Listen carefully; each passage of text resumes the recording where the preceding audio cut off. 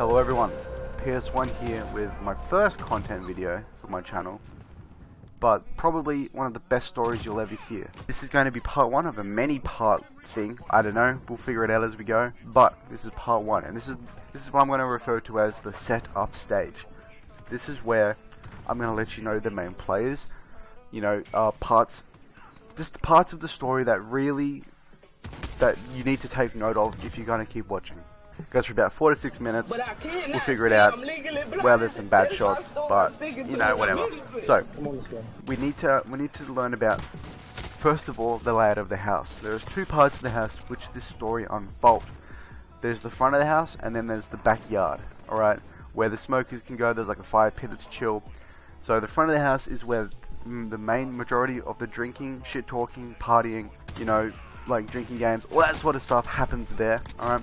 Like the backyard, the outside of the house, where the smokers can go chill, chat shit, and that's where the two main parts of the story happen. The main players in this story is myself, my girlfriend, my best friend, Mr. Z, or Mr. Z, and my girlfriend's best friend, Mrs. M. Okay, and then there's like the rest of the people, which is like my mates, my girlfriend's mates. Altogether, there's about 10 to 15 people. It's chill, right?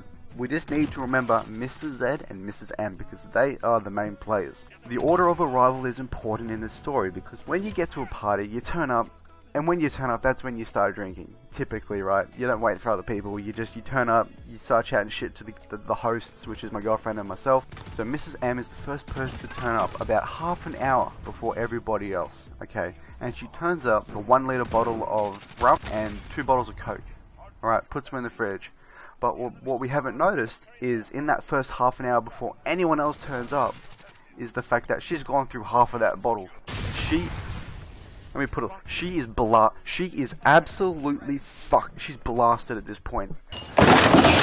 I'm surprised she could still stand after that half an hour. She's gone through half that bottle. Mind-boggling. Honestly, mind-boggling. After that half an hour, the next thing that happens is Mr. Z turns up, my best mate, and we just start having beers, right? And then just chatting shit.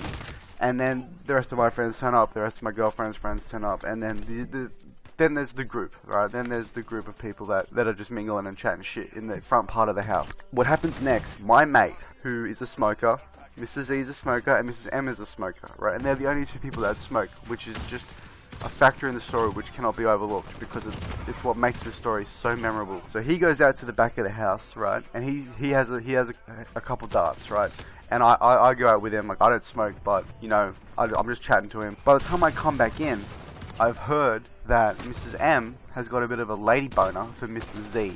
Okay, she knows that he's in a relationship, and she also knows that relationship is a little bit rocky. It's a little unstable. That doesn't matter because he's still in a relationship. You can't be doing that shit. Anyway, she kind of has it out for him a little bit. So he's decided that he's not having any part of her. Like, he's not partaking in any of her invitations. So he's just gonna, every time she kind of cracks onto him, he goes out and has a cigarette. She has figured that out and she's gone, well, fuck it. I'm gonna go out and have a cigarette as well.